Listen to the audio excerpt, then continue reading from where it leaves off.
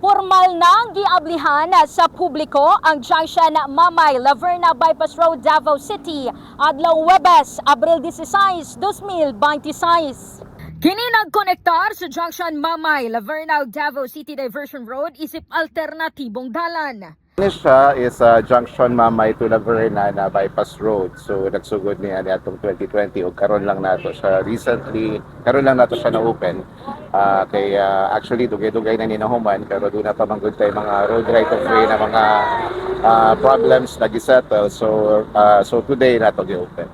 Ang 287.23 million nga bypass road nga adunay gitason nga 1.54 kilometro gilauman nga makatabang sa pagpagaan sa trapiko. Ilabi na sa diversion road ug Mamay Road nga kasigarang kinadagsa sa mga sakyanan. Well, expected yun nato na ma-decongest ang katong Mamay Junction sa Carlos B. Garcia Highway.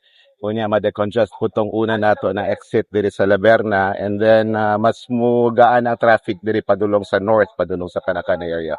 Sumala pa sa Department of Public Works and Highways kung DPWH Davao Region, kabahin kini sa padayon nga proyekto sa gobyerno aron mapauswag ang dagan sa trapiko ug mapabubo ang oras sa biyahe. Kasama mo sa balita ug serbisyo publiko, Radyoman Karin Beltran, Tatak RMN.